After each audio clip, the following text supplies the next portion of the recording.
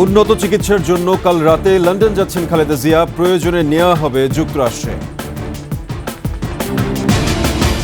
যুক্তরাজ্যে টিউলিপের বিলাসবহুল ফ্ল্যাট ২১-এর হাতে এলো ভিডিও চিত্র।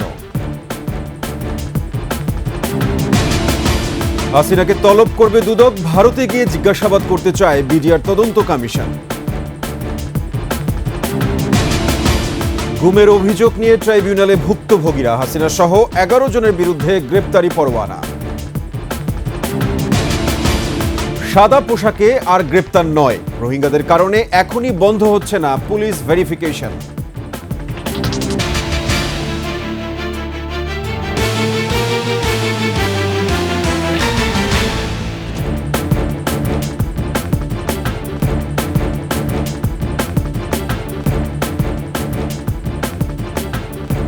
শুনছিলেন সংবাদ শিরোনাম, আমন্ত্রণ সন্ধ্যার ২১ সংবাদে, সাথে আছি আমি সাব্বির আহমেদ। দর্শক, ২১ টেলিভিশনের সংবাদ একই সাথে সরাসরি দেখতে পাবেন আমাদের ফেসবুক পেজ www.facebook.com/2124 অনলাইনে। এছাড়া সাবস্ক্রাইব করতে পারেন www.youtube.com/@21 চ্যানেলে। এছাড়া সংবাদে আরও থাকছে, গণমাধ্যমের ইতিহাসে কলঙ্কজনক ৬ জানুয়ারি, তারেক রহমানের বক্তব্য সম্প্রচারের কারণে কারাবন্দী হন ২১-এর কর্ণধার আব্দুস সালাম।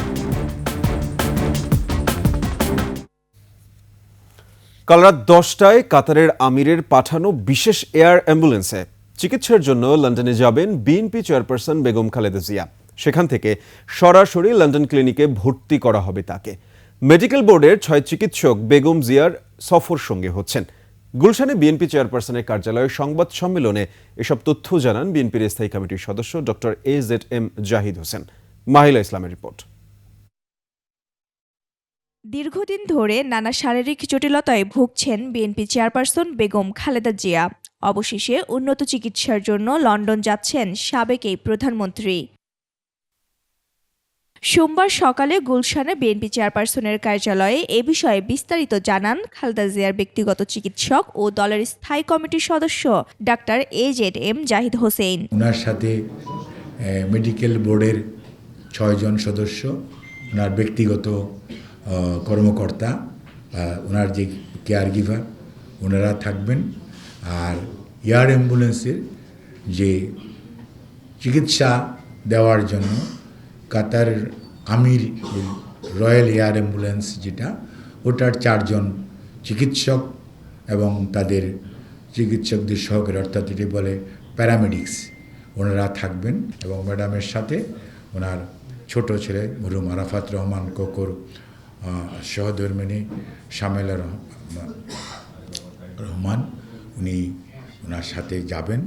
কাতারের আমিরের পাঠানো বিশেষ এয়ার অ্যাম্বুলেন্সে ঢাকা থেকে দোহা, তারপর লন্ডনে যাবেন বেগম খালেদা জিয়া। সেখানে প্রাচীন ও বিশ্বস্ত লন্ডন ক্লিনিকে চিকিৎসা নেবেন বিএনপি চেয়ারপারসন। এবং ওখানে ইনশাআল্লাহ আমাদের দলের ভারপ্রাপ্ত চেয়ারম্যান জনাব তারেক রহমান, ডক্টর জুবাইদা রহমান, ওনার সহধর্মিণী, ওনারা এবং আমাদের যুক্তরাজ্য বিএনপির এর থেকে হয়তো ২ জন, ওনারা এবং ওনাকে হয়তো এয়ারপোর্টে রিসিভ করবেন এবং ওনারাই ওনাকে ওখানে ওদের হসপিটাল অথরিটির লোক হাসপাতালে আসবে, ওরা ওখান থেকে হসপিটালে যাবে। শারীরিক অবস্থা বিবেচনা করে যুক্তরাজ্যের চিকিৎসকরা যদি মনে করেন, তাহলে যুক্তরাষ্ট্রেও নেওয়া হতে পারে সাবেক এই প্রধানমন্ত্রীকে। সিদ্ধান্ত দিবে লিভার ট্রান্সপ্লান্ট ইউনিটে যাওয়ার পর, ওখানে এই সুবিধাটা আছে। সো দে উইল ডিসাইড যে what will be the next course of treatment. Mahila Islam, ২১ television, Dhaka. দর্শক, বিএনপি চেয়ারপারসন খালেদা জিয়ার লন্ডন যাত্রা ও চিকিৎসার আরও খবর জানতে আমরা সরাসরি যুক্ত হচ্ছি যুক্তরাজ্য বিএনপি সভাপতি MA মালেকের সঙ্গে। মালেক, বেগম জিয়ার লন্ডন যাত্রার চিকিৎসা সেবা এবং অন্যান্য আনুষ্ঠানিকতা সম্পর্কে আমাদের একটু জানাবেন। জি, বিসমিল্লাহির রহমানির রহিম। সালাম আলাইকুম। আজকে আমরা ইটিভিকে ধন্যবাদ দিতে চাই যে আপনারা আমাদের নেত্রী, আমাদের মা মাতার ডেমোক্রেসি, বাংলাদেশের প্রথম মহিলা প্রধানমন্ত্রী, যিনি ফেসিবাদ সরকারের পতনের পরে প্রথম দেশের বাইরে উনি চিকিৎসার জন্য আসছেন। আমরা এখানে লন্ডনে আমরা অতি আগ্রহের সহিত অপেক্ষা করছি এবং আমাদের ভারপ্রাপ্ত চেয়ারম্যান দেশনায়ক তারেক রহমান উনিও সেখানে রিসিভ করবেন। এবং আমরা ব্রিটিশ বাংলাদেশিরা, শুধু বিএনপি পরিবার নয়, আমরা ব্রিটিশ বাংলাদেশিরা আমরা সবাই অতি আগ্রহে আমরা আশা করছি যে আমরা ওনাকে স্বাগত জানাবো এবং ওনার জন্য লন্ডনের হসপিটালে ভারপ্রাপ্ত চেয়ারম্যান দেশনায়ক তারেক রহমান এবং ডক্টর জুবাইদা রহমান ওনারা ডক্টর টিমকেও বাংলাদেশ থেকে যারা আসছেন আমরা সবাই মিলে এটা রিসিভ করবো এবং আমরা আশা করছি যে সুতি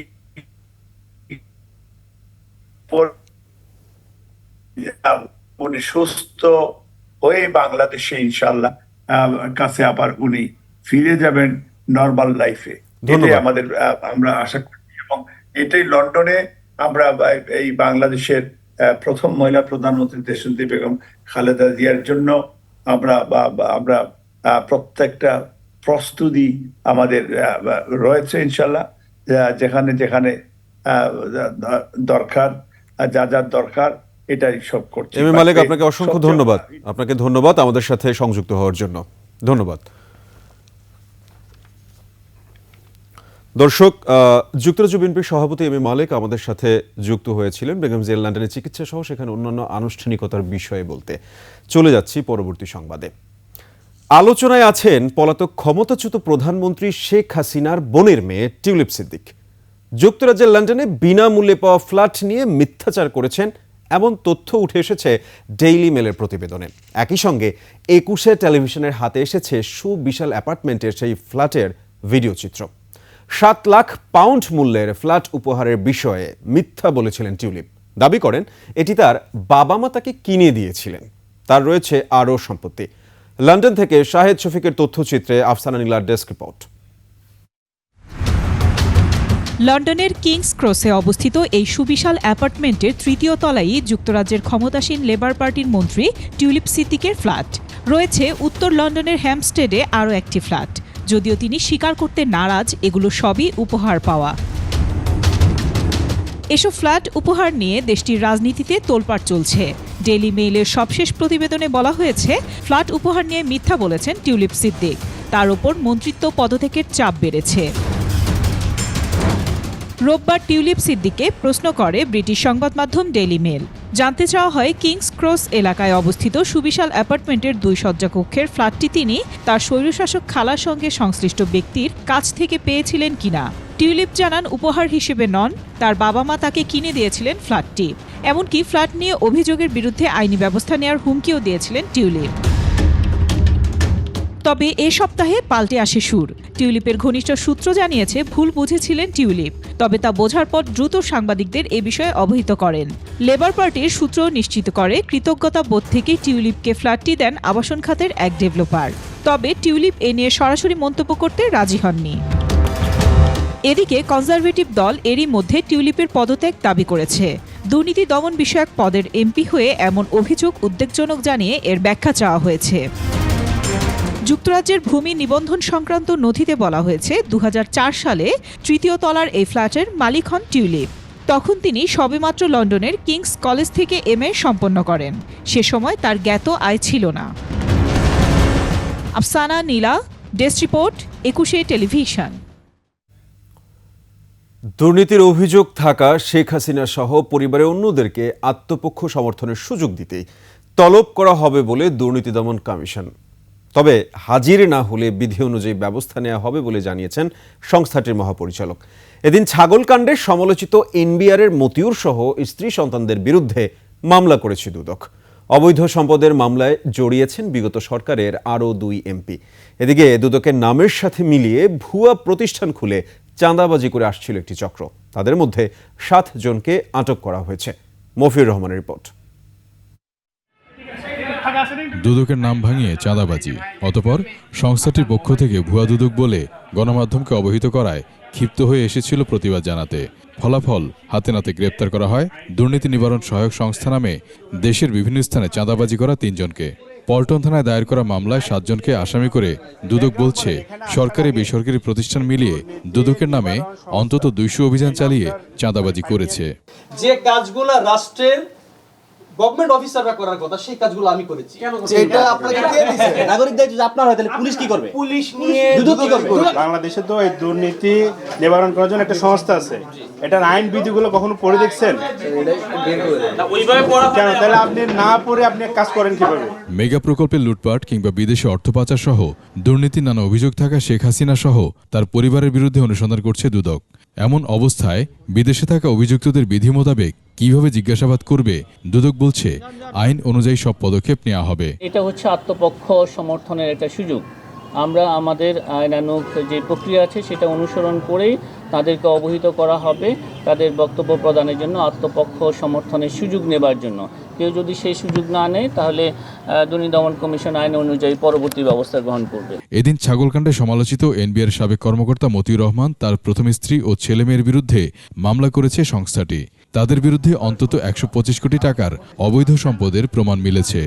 মতিউরের বিরুদ্ধে ইতিপূর্বে তো আমরা মামলা রুজু তথ্যাদি আপনাদেরকে পরিবেশন, এটা হচ্ছে তার পরিবারের অন্যান্য সদস্যদের, তার প্রথম স্ত্রী, তার সন্তান, তার ছেলে এবং মেয়ের বিরুদ্ধে তারা যে সম্পদ বিবরণী দাখিল করেছেন, উক্ত সম্পদ বিবরণী যাচাই শেষে এই মামলাগুলো তার পরিবারের সদস্যদের বিরুদ্ধে করা হয়েছে। দুদকের মামলা জড়িয়েছেন বিগত সরকারের আরও 2 এমপি। নাটোর 2 আসনের সাবেক এমপি শফিকুল ইসলাম ও তার স্ত্রীর বিরুদ্ধে 16 কোটি টাকার অবৈধ সম্পদ ও 25 কোটি টাকার অস্বাভাবিক লেনদেনের তথ্য পাওয়া গেছে।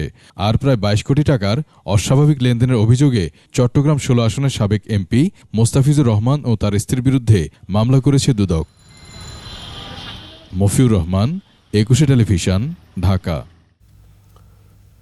ভারতের অনুমতি পেলে সে দেশে গিয়ে শেখ হাসিনাকে জিজ্ঞাসাবাদ করবে জাতীয় স্বাধীন তদন্ত কমিশন। বিডিআর হত্যাকাণ্ডের তদন্তে গঠিত কমিশনের সভাপতি major general ALM Fazlur Rahman আরও জানান, নিরপেক্ষতা নিশ্চিত করেই সবার সহযোগিতা নিয়ে কাজ করবে কমিশন। বিস্তারিত জানাচ্ছেন আসিফ সুমেত। বিডিআর হত্যাকাণ্ডে শহীদ পরিবারের সদস্যদের সঙ্গে মহাখালীর রাওয়া ক্লাবে জাতীয় স্বাধীন তদন্ত কমিশনের এই মত বিনিময় সভা। শেখ হাসিনার আমলের মতো যদি এখন পর্যন্ত সবকিছু হয় তাহলে আমাদের তো বিচারে আসলে প্রয়োজনই নাই। এটা শুধু আমার বাবা মার হত্যা না, এটা 57 মিলিটারি অফিসার্স হত্যা না, এটা বিডিআর ধ্বংসের হত্যা না, এটা সেনাবাহিনী ধ্বংসের হত্যা না, এটা বাংলাদেশের সভরেন্টি ধ্বংসের একটা বিষয়। এটা স্বাধীনেই থাকে, কারো দ্বারা যেন কোনোভাবে ভায়াস না হয়। ভয়ের চাইতে আমাদের কষ্টটা অনেক বেশি। সভায় কমিশনের সভাপতি বিডিআরের সাবেক মহাপরিচালক ALM ফজলুর রহমান বলেন, বিডিআর হত্যাকাণ্ডের তদন্তে শেখ হাসিনাকে জিজ্ঞাসাবাদ করা জরুরি। ভারতীয় হাইকমিশনের সঙ্গে আমরা যোগাযোগ করে হয় তাকে এক্সট্রাডাইট করার জন্য আমরা বলবো, কিংবা আমাদের টিম সেখানে গিয়ে তার ইন্টারভিউ নেবে। কমিশন চায় সব পক্ষ যেন ন্যায় বিচার পায় এবং প্রকৃত দোষীদের চিহ্নিত করা যায়। আমরা নিরপেক্ষ থাকব, নিরপেক্ষ থেকে আমরা তদন্ত কাজ চালিয়ে যাব। আমরা সবার সহযোগিতা চাই, কোনো জিনিস গোপন রেখে কিছু করতে চাই না। আমি এটা আমার কমিশনের সদস্য থেকে বলেছি, যা হবে খোলাখুলি করা হবে। আগামী 3 মাসের মধ্যে বিডিআর হত্যাকাণ্ডের তদন্ত শেষ করার পরিকল্পনা করেছে কমিশন, তবে প্রয়োজনে সময় বাড়ানোর আবেদন করা হবে। এর দ্বারা বিজিবিকে দুর্বল করা হয়েছে, বিডিআরকে দুর্বল করা হয়েছে, তার নাম বদল করে দেওয়া হয়েছে। আসিফ সুমিত, 21 টেলিভিশন, ঢাকা। গত 15 বছরের গুমের অভিযোগে শেখ হাসিনা, তারিক সিদ্দিকী, বেনজির আহমেদ সহ 11 জনের বিরুদ্ধে গ্রেপ্তারি পরোয়ানা জারি করেছে আন্তর্জাতিক অপরাধ ট্রাইব্যুনাল। আগামী 12 ফেব্রুয়ারি তাদেরকে হাজিরের নির্দেশও দেওয়া হয়েছে। বিচারপতি গোলাম মর্তুজা মজুমদারের নেতৃত্বে 2 সদস্যের ট্রাইব্যুনাল বেঞ্চ এ আদেশ দেন। চিফ প্রসিকিউটর তাজুল ইসলাম বলেছেন, গুমের যে ভয়াবহ সংস্কৃতি তৈরি হয়েছে সেটি নিষ্পত্তি করতে হবে সুষ্ঠু তদন্তের মাধ্যমে। বিস্তারিত শাকের আরজু রিপোর্টে।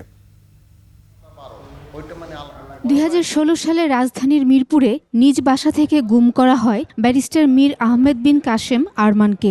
সেখানে আয়নাঘরে দীর্ঘ 8 বছর গুম করে রাখা হয় তাকে। 6 মাসের এবং 3 বছরের বাচ্চার সামনে, তার বোনের সামনে তাকে নিয়ে যাওয়া হয়েছে। আরমানের মতো 11টি গুম হওয়া পরিবারের সদস্যরা অভিযোগ জানাতে আসেন ট্রাইব্যুনালে।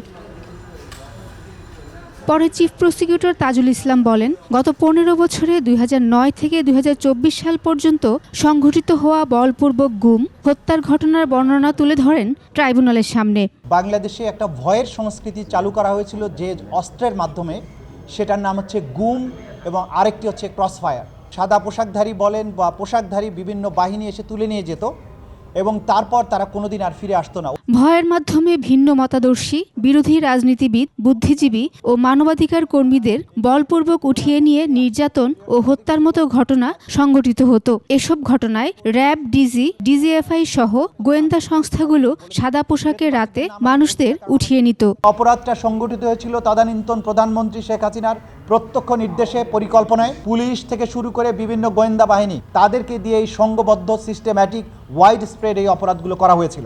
এসব ঘটনায় সাবেক প্রধানমন্ত্রী শেখ হাসিনা সহ তৎকালীন সরকারের উচ্চ পর্যায়ের কয়েকজন ব্যক্তির বিরুদ্ধে গ্রেফতারি পরোয়ানা চান চিফ প্রসিকিউটর। ট্রাইব্যুনাল তা মঞ্জুর করে। গ্রেফতারি পরোয়ানা জারি হয়েছে, সব মিলিয়ে 12 জন। প্রধানমন্ত্রী আছেন, বিভিন্ন বাহিনীর লোকজন আছেন।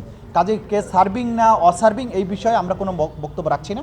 গুম কমিশনে 1676টি অভিযোগ জমা পড়েছে। এর মধ্যে যাচাই বাছাই করে 758টি অভিযোগ চূড়ান্ত করা হয়।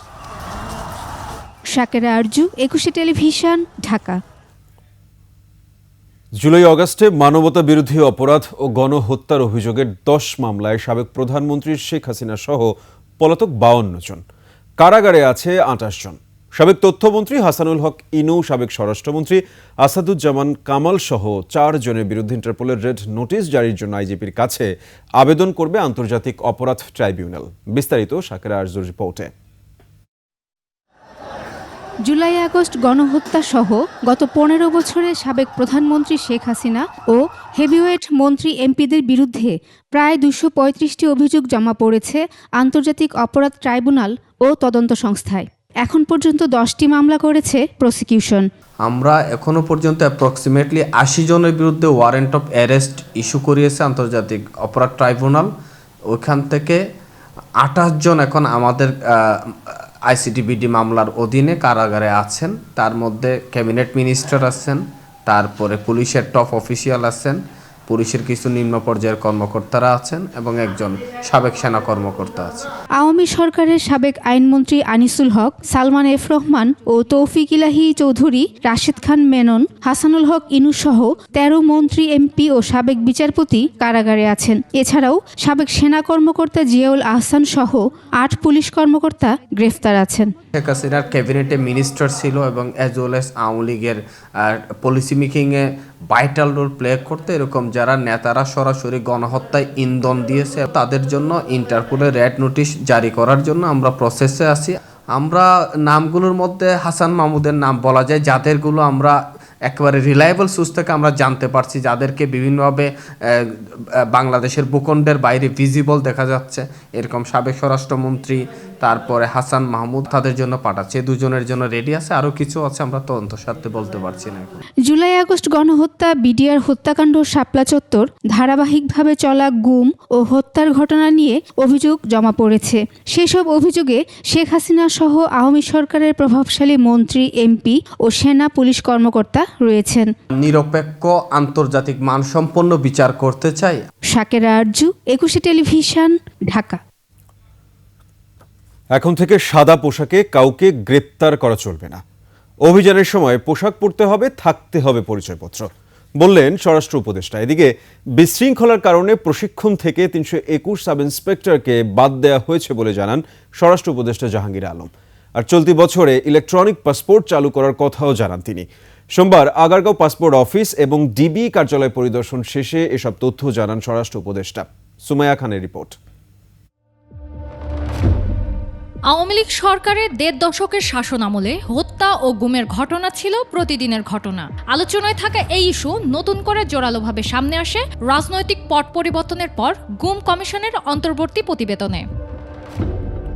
দুপুরে ডিবি কার্যালয়ে যান স্বরাষ্ট্র উপদেষ্টা। আয়নাঘরের বিষয়ে নিজেদের অবস্থান স্পষ্ট করেন তিনি। আয়নাঘর বলতে কোনো কিছু থাকবে না, এখানে কোনো ভাতের হোটেলও থাকবে। আর প্লাস এই ডিবিদের ক্ষেত্রে এইও বলা হয়েছে যে এরা সিভিল ড্রেসে কাউরে অ্যারেস্টও করবে না, তাদের জ্যাকেট অবশ্যই পরিধান করতে হবে, তাদের আইডি কার্ড শো করতে হবে। দেশের সীমান্ত সুরক্ষিত আছে।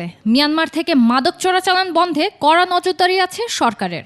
বর্ডার কিন্তু পুরা আমাদের নিয়ন্ত্রণে আছে। এখানে শুধু এই অপহরণকারী না, ওখানে মাদক চক্র কিন্তু খুব অ্যাক্টিভ।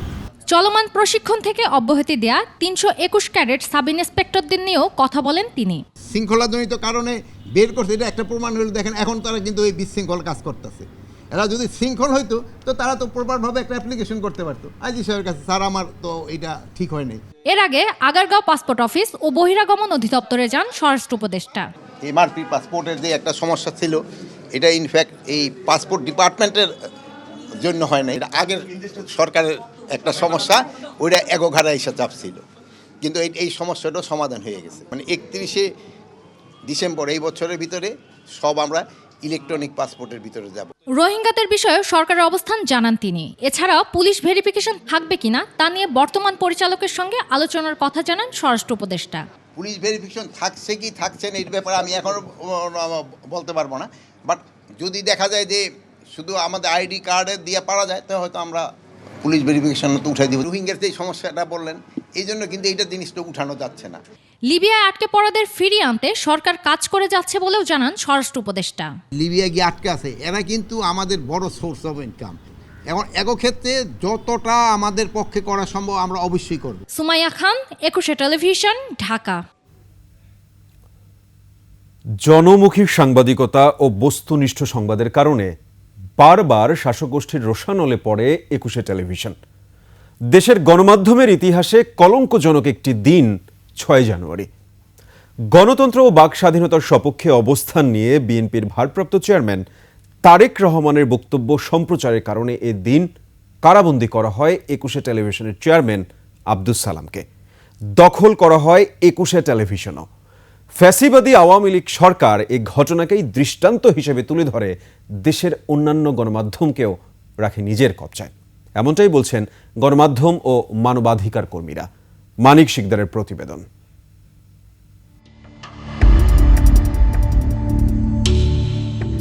2015 সালের 6 জানুয়ারি ঘড়ির কাঁটায় ভোর রাত 3:27। দাপ্তরিক কাজ শেষে বাড়ি ফেরার সময় 21শে টেলিভিশনের চেয়ারম্যান ও সিইও আব্দুস সালামের গাড়ির পথরোধ করা হয়। কালো জ্যাকেট ও মুখে মাস্ক পরা অজ্ঞাতনামা 10-12 জনের একটি দল ঘিরে ধরে গাড়ির চারদিক। কিছুক্ষণ বাকবিতণ্ডা, তারপর হাত ধরে টানা হেঁচড়া। 21-এর কর্ণধারকে গাড়ি থেকে বের করতে ব্যর্থ হয় দলটি। একসময় তাদেরই কয়েকজন জোর করে উঠে বসে গাড়িতে। ফিল্মি স্টাইলে অপহরণ করে নিয়ে যায় আব্দুস সালামকে। প্রথমে আয়সা বলছে আমরা ডিবির লোক, ডিবির থেকে আসছি, আপনাকে নিয়ে যাব। রাত পেরিয়ে সকাল হলেও আইন শৃঙ্খলা রক্ষাকারী বাহিনীর কাছ থেকে কোনো তথ্য পাওয়া যাচ্ছিল না তাকে আটক করা হয়েছে কিনা। 21-এর সাংবাদিক, কর্মকর্তা ও পরিবারের সদস্যরা বিভিন্ন জায়গায় খোঁজ করে ব্যর্থ হয়ে একটি সাধারণ ডায়েরি করেন তেজগাঁও থানায়। উদ্দেশ্য ছিল আব্দুস সালামকে গুম করার, কিন্তু সিসি ক্যামেরার ধারণকৃত অপহরণের সেই দৃশ্য 21শে টেলিভিশন সহ বিভিন্ন জাতীয় গণমাধ্যমে প্রচার এবং প্রকাশ হলে তাদের সেই অপচেষ্টা ব্যর্থ হয়। অবশেষে আইনশৃঙ্খলা রক্ষাকারী বাহিনীর পক্ষ থেকে জানানো হয় একটি মামলায় তাকে গ্রেফতার করা হয়েছে। ওই সময়টা শেখ হাসিনার পদলেহন যারা করত তারা খুব ভালোভাবে ছিল এবং যারা গণতান্ত্রিক মূল্যবোধকে প্রাধান্য দিতেন, যারা চাইতেন বাংলাদেশ একটা ভায়াবল কান্ট্রি হিসেবে থাকুক, তারাই সালাম সাহেবের মতো মানুষ ক্ষতিগ্রস্ত হয়েছেন। এই গ্রেফতার প্রক্রিয়ায় নেতৃত্ব দেন ডিবির তৎকালীন এসি মাহফুজুল ইসলাম, এডিসি নুরুন নবী ও এডিসি মেহেদি হাসান। পরে মাহফুজুল ইসলাম কক্সবাজার জেলা পুলিশের এসপি পদে কর্মরত থাকা অবস্থায় সাবেক সংসদ সদস্য ইয়াবা বদির মাদক ব্যবসার সহযোগী ছিলেন বলে অভিযোগ রয়েছে।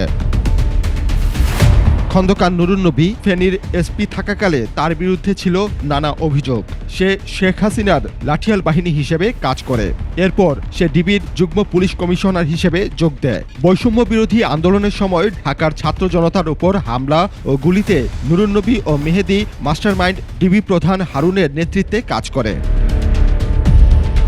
ডিবি প্রধান হারুনের সহযোগী হয়ে 6 সমন্বয়ককে আটক করে। 5 আগস্টের পর থেকে এই হারুন সহ 3 পুলিশ কর্মকর্তা পলাতক আছেন। সাবেক প্রধানমন্ত্রীর দপ্তরের ইশারায় সাবেক স্বরাষ্ট্রমন্ত্রী আসাদুজ্জামান খান কামালের তত্ত্বাবধানে আটক করা হয় আব্দুস সালামকে। আর এসবে ইন্ধন দেয় 71 টিভির মোজাম্মেল বাবু, যিনি পরবর্তীতে হয়ে ওঠেন দেশের মিডিয়া নিয়ন্ত্রক। ওই 3 পুলিশ কর্মকর্তা মোজাম্মেল বাবুর ঘনিষ্ঠ বলেও পরিচিত। গ্রেপ্তার দেখানোর পর বেশ কয়েকটি মিথ্যা মামলায় প্রায় 2.5 বছর কারাগারে অন্ধকার প্রকোষ্ঠে রাখা হয় দেশের এই গণমাধ্যম যোদ্ধাকে। সেই মামলাটায় কোনো ধরনের কোনো আইনগত ভিত্তি ছিল না। তো এই যে আইনগত ভিত্তি ছিল না, এক্স বা ওয়াই কনক সারোয়ারকে দেশত্যাগ করতে হয়েছে, সালাম সাহেবকে জেলে রাখা হয়েছে, তারপরে দেশত্যাগ করতে হয়েছে। অফকোর্স ওনারা আইনি প্রক্রিয়ায় সেটা হাঁটতে পারেন এবং যারা এই কাজগুলো করছেন তাদেরকে আইনি প্রক্রিয়ায় বিচারের মুখোমুখি করা উচিত, যাতে ভবিষ্যতে অন্য কেউ এই কাজগুলো না করে। সাধারণ মানুষের অধিকার আদায়ের প্ল্যাটফর্ম হিসেবে 21শে টেলিভিশন ছিল দৃঢ় প্রতিজ্ঞ, অথচ মুক্তমনের সেই খোলা জানালা 21শে দখল করা হয় 2015 সালের 25 নভেম্বর। টেলিভিশন জগতের অনুসরণীয় এই কর্ণধারকে আটক করে শুধু 21শেকে পঙ্গু করা হয়নি, এই ঘটনাকে দৃষ্টান্ত হিসেবে রেখে চোখ রাঙানিতে রাখা হয় অন্যান্য গণমাধ্যমকেও।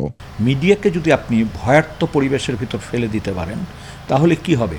এক ধরনের সেলফ সেন্সরশিপ চলে আসবে। শুধু যে সালাম সাহেবকে গ্রেপ্তার বা তার বিরুদ্ধে মামলা দিয়েই যে সরকার ক্ষান্ত হয়েছিল এটি বলার অপেক্ষা রাখে না। আমরা দেখেছি তারপর একটা হচ্ছে মালিকানা পরিবর্তন, পাশাপাশি আমরা দেখেছি সংবাদ কর্মীদেরকেও অনেককে পরিবর্তন করা হয়েছে, অর্থাৎ পুরানা যারা ছিলেন তাদেরকে বাদ দিয়ে সরকারের আজ্ঞাবহ কিছু সাংবাদিক বা সংবাদকর্মীকে ওখানে নিয়োগ দিতে। ওই সরকারটি যে গালভরা কথা বলতো যে আমরা অনেক লাইসেন্স দিয়েছি, মুক্ত গণমাধ্যম, তার সম্পূর্ণ বিপরীত কাজটি ছিল ইটিভি দখল করা। এবং তাতে অন্যদের যে বার্তাটি দেওয়া হলো যে আপনি যদি আমার সাথে না থাকেন, আমার কথা না শোনেন বা আমার কথা মতো না চলেন, তাহলে আপনাদেরও একই পরিণতি হতে হবে। গণমাধ্যমের স্বাধীনতা হরণের মধ্য দিয়ে মানবাধিকার পরিস্থিতির চরম অবনতি হয়। সাংবাদিক যখন নিরাপদ ভাবে না নিজেকে, মালিকানাগুলি যখন জোরপূর্বক মিডিয়ার মালিকানা পরিবর্তিত হয়ে যায়, তখন তো এইটা কথা বলার যে স্বাধীনতা সেইটার পুরোপুরি বরখেলাপ এবং এর মধ্য দিয়ে মানবাধিকার তো সুস্পষ্টভাবে লঙ্ঘন হয়। 5 আগস্ট গণ অভ্যুত্থানের পর 21শে আবার ফিরে পায় অধিকার, ফিরে আসেন আব্দুস সালাম। বাক স্বাধীনতা ও গণতন্ত্র চর্চায় 21শে আবারও পথ প্রদর্শক হিসেবে অগ্রণী ভূমিকা রাখবে বলে আশা গণমাধ্যম ও মানবাধিকার কর্মীদের। এবং ভবিষ্যতে যেন সালাম সাহেবের মতো ভিকটিম কেউ না হয়। মানিক শিকদার, 21শে টেলিভিশন, ঢাকা। নিচ্ছি সংবাদ বিরতি, যখন ফিরছি তখন অন্যান্য সংবাদের সঙ্গে আরও যা থাকলো। একই দিনে জাতীয় স্থানীয় সরকার নির্বাচনের পক্ষে সংস্কার কমিশনের প্রধান।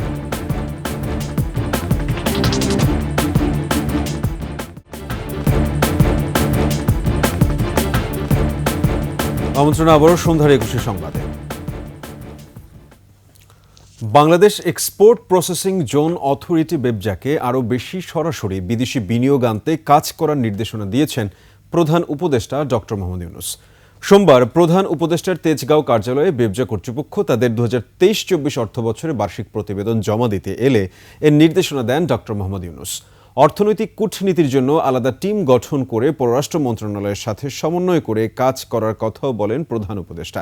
এ কাজে বিদেশে অধ্যয়নরত বাংলাদেশি শিক্ষার্থীদের কাজে লাগানোরও প্রস্তাব দেন ডক্টর ইউনূস। এ সময় বেবজা চেয়ারম্যান জুলাই আগস্ট অভ্যুত্থানের পর বিদেশি বিনিয়োগকারীদের ভালো সাড়া পাওয়ার কথা জানান।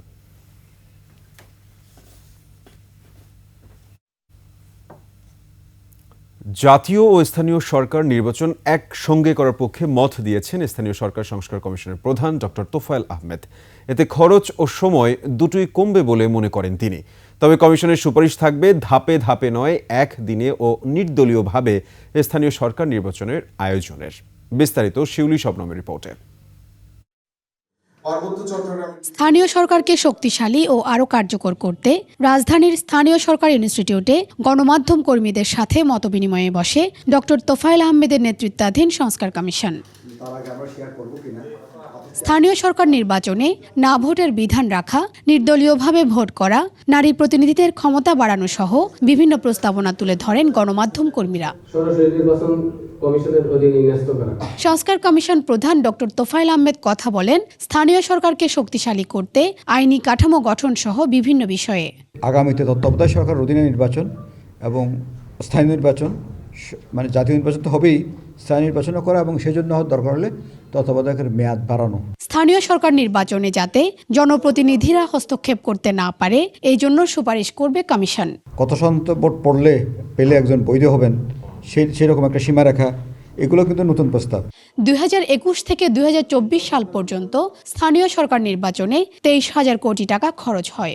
জাতীয় নির্বাচনের সাথে এই নির্বাচন করলে খরচ অনেক কমে আসে। একটা টিম ওয়ার্ক, সেই হিসাবে আমি খুব সন্তুষ্ট। ইউনিয়ন, উপজেলা, জেলা সহ সব পর্যায়ের সেবা সংস্থাকে কার্যকর করতে প্রয়োজনে 1 ইউনিট গভর্নমেন্ট চালুর পক্ষেও মত দেন কমিশন প্রধান।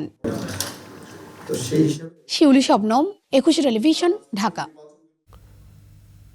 হঠাৎ করেই গায়েব হয়ে গেছে চট্টগ্রাম আদালতে থাকা বিভিন্ন মামলার 1911টি নথি। হত্যা, মাদক, চোরাচালান সহ বিস্ফোরণের সব নথি গায়েব হওয়ায় আদালত পাড়ায় সৃষ্টি হয়েছে ব্যাপক চাঞ্চল্যের। মহানগর দায়রা জজ আদালতের পাবলিক প্রসিকিউটর মফিজুল হক ভূঁইয়ার হেফাজতে ছিল এসব নথি। ঘটনার সুষ্ঠু তদন্ত দাবি করে দায়ীদের বিরুদ্ধে ব্যবস্থা নেয়ার দাবি জানান সিনিয়র আইনজীবীরা। চট্টগ্রাম থেকে রিপোর্ট করছেন হাসান ফেরদৌস, ক্যামেরায় ছিলেন বিপ্লব মজুমদার।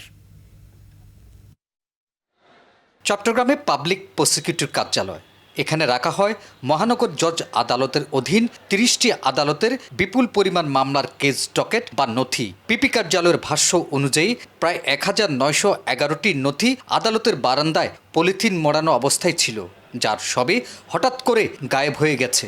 এইসব নথি ডাকাতি, খুন, বিস্ফোরক, মাদক, চোরাচালানের বিভিন্ন মামলার ছিল। নথি গায়েব হওয়ার কথা স্বীকার করে রহস্য উদ্ঘাটনে থানায় সাধারণ ডায়েরি করা হয়েছে বলে জানান জেলা পিপি। এখানে বন্ধের ভিতর নাকি কন্ট্রাক্টরের কাজ হয়েছে, আমি খোঁজখবর নিয়ে এখন দেখলাম যে এটা জানানোর দরকার, সেই হিসাবে আমি এটা জিডি করে দিয়েছি। পিপি কার্যালয় থেকে গুরুত্বপূর্ণ মামলার নথি গায়েব হওয়ায় সুষ্ঠু তদন্ত দাবি করেছেন সিনিয়র আইনজীবীরা। গুরুত্বপূর্ণ জিনিস আপনি গুরুত্বপূর্ণ জায়গায় রাখবেন, সেফ কাস্টডিতে রাখবেন। আপনি বারান্দায় রেখে গুরুত্বপূর্ণ কথাটার সাথে তো সামঞ্জস্যপূর্ণ নয়। আদালত অঙ্গনে নিরাপত্তা ব্যবস্থা নিয়েও প্রশ্ন তুলেছেন আইনজীবীরা। মহানগর পিপি দায় এড়াতে পারেন না বলেও মনে করেন তারা। আমাদের সিস্টেম চেঞ্জ করতে হবে। এখন যে সিস্টেম, আদালতে কোনো নিরাপত্তা নেই। আপনি দেখেছেন একজন লয়ারকে কিভাবে কুপিয়ে কুপিয়ে হত্যা করা হলো, বাইরের থেকে লোক ঢুকে গেছে, এজলাসের ভিতর লোক ঢুকে স্লোগান দিয়েছে। এগুলো তো খেলাফেলা করে দেখার কোনো সুযোগ নেই। আমি মনে করি যে সরকারের এটা নজর দেওয়া দরকার, আর যেটা চুরি হয়েছে এটা জোরালো তদন্ত করা দরকার। এই কারণেই, কারণ এগুলো খুব স্পর্শকাতর জিনিস। থানায় দায়ের করা অভিযোগে বলা হয়েছে, আদালতের অবকাশকালীন ছুটির সময় অফিস বন্ধ থাকায় গত 13 ডিসেম্বর থেকে 31 ডিসেম্বরের মধ্যে নথিগুলো হারিয়ে গেছে। পিপি কার্যালয়ের জায়গা স্বল্পতার কারণে 2023 সালের 24 এপ্রিল থেকে পিপি কার্যালয়ের সামনের বারান্দায় প্লাস্টিকের বস্তায় 1911টি মামলার কেস ডকেট পলিথিনে মোড়ানো অবস্থায় রাখা ছিল। হাসান ফেরদৌস, 21 টেলিভিশন, চট্টগ্রাম। এদিকে চট্টগ্রামের আদালতে মামলার নথিপত্র গায়েব হওয়ার ঘটনায় তদন্ত করে দোষীদের বিচারের আওতায় আনার দাবি জানিয়েছেন সুপ্রিম কোর্ট আইনজীবী সমিতির সভাপতি মাহবুবউদ্দিন খোকন। আমার মনে হয় মাননীয় প্রধান বিচারপতি এটা তদন্ত টিম করা উচিত, কমিটি করা উচিত। সেই তদন্ত কমিটি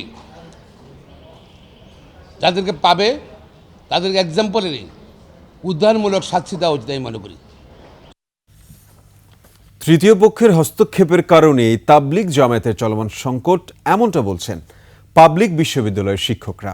জাতীয় প্রেস ক্লাবের সংবাদ সম্মেলনে তারা দাবি করেন, উদ্ভূত পরিস্থিতি মোকাবেলা করতে হলে দুই পক্ষের সমান অধিকার নিশ্চিত করতে হবে।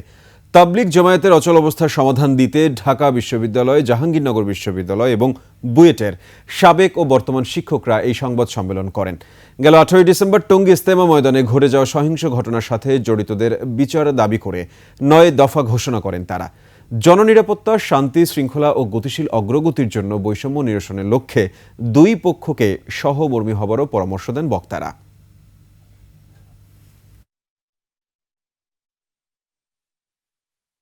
কোনো পক্ষ মসজিদে আমলের সময় অন্য পক্ষকে বাধা না দেয়া, তা পর্যবেক্ষণ ও আইনের আওতায় নিয়ে আসা।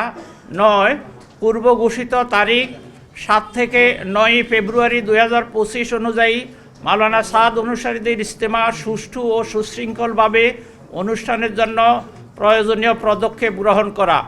আমরা উপরোক্ত বিষয়ে মাননীয় প্রধান উপদেষ্টা প্রফেসর ডক্টর মোহাম্মদ ইউনুস স্যারের নিকট আশু সমাধান কামনা করছি।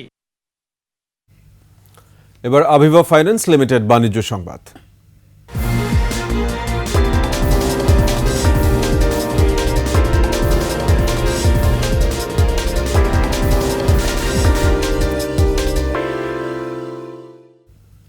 দেশের ট্যাক্স টু জিডিপি রেশিও বা কর জিডিপি অনুপাত 7.1, যা দক্ষিণ এশিয়ার দেশগুলোর তুলনায় সবচেয়ে কম। বিশেষজ্ঞরা বলছেন অর্থনীতির বড় অংশই অপ্রাতিষ্ঠানিক খাতের, কিন্তু সেদিকে নজর নেই রাজস্ব বোর্ডের। ফলে বিপুল পরিমাণ রাজস্ব থেকে বঞ্চিত হচ্ছে দেশ। কর না বাড়িয়ে কর জাল সম্প্রসারণের পরামর্শ তাদের। তৌহিদুর রহমানের রিপোর্ট। রাজধানীর কারওয়ান বাজারের আড়তদার রহিম মিয়ার প্রতিদিন কেনাবেচা 3 থেকে 4 লাখ টাকা। দিন শেষে তার আয় 30,000 টাকা। এই হিসেবে মাসে রহিম মিয়ার মুনাফা হয় 9 লাখ টাকা, বছরে 1 কোটি টাকার বেশি। কিন্তু রাষ্ট্রীয় কোষাগারে তিনি আয়কর দেন না, অথচ বার্ষিক আয় 3.5 লাখ টাকা হলে আয়কর রিটার্ন জমা দেওয়া বাধ্যতামূলক। বছরে এত আয়, এত ব্যয়, ওগুলো আমরা দেই না, আমরা কাঁচামালের ব্যবসা করতেছি। ট্রেড লাইসেন্স মাসে আছে, এমনি সরকারের ভ্যাট কিছু যায় আর কি, হালকা পাতলা, ওগুলো রিনিউ করা লাগে, এই তাছাড়া অন্য কিছু না। মতিঝিলের ফুটপাতে কাপড়ের ব্যবসা করেন আমিনুল। তার কথাই সব খরচ শেষে দিনে 1,500 টাকা মুনাফা থাকে, বছরে প্রায় 5 লাখ টাকা। তিনিও দেন না আয়কর। এই খরচ নিয়ে 1-1,500 টাকা থাকে। না এখন কোনো কিছু মানে কারো কোনো কিছু দেওয়া লাগে না। না গত 1 দশকে উচ্চ অর্থনৈতিক প্রবৃদ্ধি অর্জন করলেও বাংলাদেশের জিডিপি অনুপাতে রাজস্ব বাড়েনি। দেশের কর জিডিপি অনুপাত 7% কিছু বেশি। এনবিআর তথ্য বলছে দেশে মোট নিবন্ধিত করদাতার সংখ্যা 1,10,00,000 লাখ। গত অর্থবছরে রিটার্ন জমা পড়েছে 40 লাখ। চলতি অর্থবছরের ডিসেম্বর পর্যন্ত রিটার্ন জমা পড়েছে মাত্র 32 লাখ। বিশেষজ্ঞরা বলছেন দেশের ব্যবসা বাণিজ্যের চালিকা শক্তি এসব অপ্রাতিষ্ঠানিক ব্যবসা। ডিজিটাল প্ল্যাটফর্মেও বাড়ছে ব্যবসার পরিসর। এনবিআরকে এসবের দিকে গুরুত্ব দেওয়ার পরামর্শ তাদের। আমি মনে করি যে রুরাল লেভেলে অনেকেই ট্যাক্সের বাইরে আছে, এবং ঢাকা শহরে বলি বা শহরগুলোতে বলি ইনফর্মাল সেক্টরে অনেক প্রতিষ্ঠান কিন্তু বাইরে আছে। দোকান পর্যায়ে এবং বিভিন্ন ধরনের মেশিন বসানোর উদ্যোগ নেওয়া হয়েছিল। সর্বশেষ EFD electronic finance transfer machine বসানোর যে উদ্যোগ, সেটিও এখন পর্যন্ত পূর্ণভাবে বাস্তবায়ন হয়নি। ভ্যাট বাড়লে আয় বৈষম্য বাড়ে, কারণ একটি পণ্যে নিম্ন আয়ের মানুষ যে ভ্যাট দেয়, উচ্চবিত্তকেও একই ধরনের ভ্যাট দিতে হয়। সিপিডির গবেষণা বলছে অনিয়ম দুর্নীতি কমলে রাজস্ব আহরণ দ্বিগুণ হবে। ভ্যাট না বাড়িয়ে শহর গ্রামে ছড়িয়ে থাকা অপ্রাতিষ্ঠানিক ব্যবসা থেকে কর আহরণের তাগিদ দেন অর্থনীতিবিদরা। অনলাইন ভিত্তিক যে ট্রানজ্যাকশন, সেটি সীমিত আকারে কিছুটা মনিটরিং সিস্টেমটা ইমপ্রুভ করেছে, কিন্তু সেটাও সামগ্রিকভাবে এই ট্রানজ্যাকশনগুলোকে মনিটর করতে পারে না। রাজস্ব খাত পুরোপুরি অটোমেশন হলে আদায় বাড়বে বলেও আশা করেন তারা। বর্তমানে প্রায় 45টি সেবা নিতে টিআইএন বাধ্যতামূলক। ই কমার্স যদি বলি বা অন্যান্য যেটা ডিজিটাল বিজনেসটা। তৌহিদুর রহমান, 21 টেলিভিশন, ঢাকা। নৌবাহিনী প্রধান অ্যাডমিরাল এম নাজমুল হাসানের সঙ্গে সৌজন্য দেখা করেছেন কাতারের নৌবাহিনী প্রধানের staff major general Abdullah Hasan M A Al Sulaiti. সকালে বনানীতে নৌবাহিনীর সদর দপ্তরে যান কাতারের নৌবাহিনী প্রধান।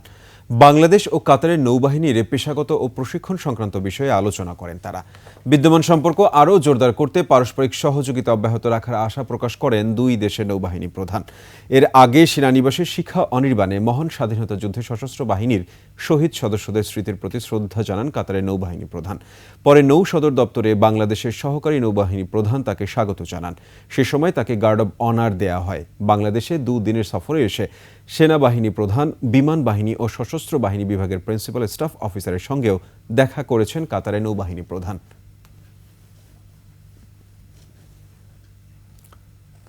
এবার সোনালী লাইফ ইন্স্যুরেন্স আন্তর্জাতিক সংবাদ।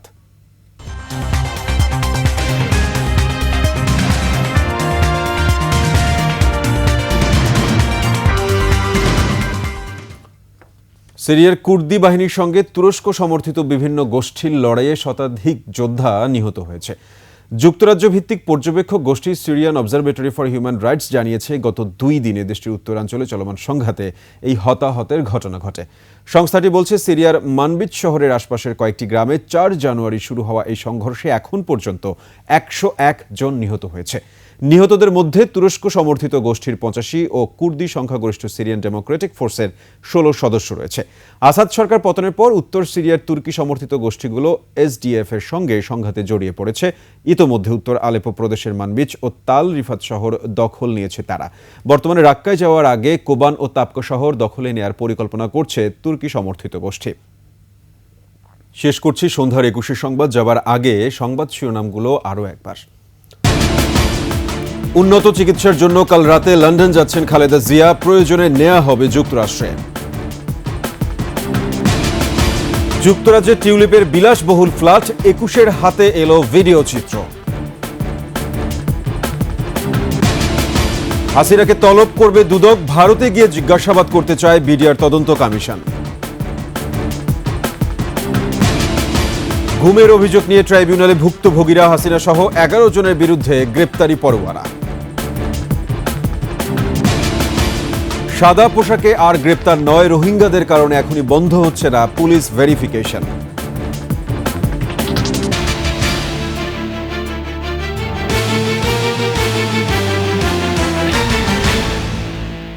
দর্শক, সর্বশেষ সংবাদ জানতে ডায়াল করুন 202 নম্বরে, আর ভিজিট করুন 21-tv.com এই ওয়েবসাইটে। ফেসবুকে ভিজিট করতে পারেন www.facebook.com/2124 অনলাইনে। এছাড়া সাবস্ক্রাইব করতে পারেন www.youtube.com/@21etv চ্যানেলে। এতক্ষণ সঙ্গে থাকার জন্য সবাইকে ধন্যবাদ।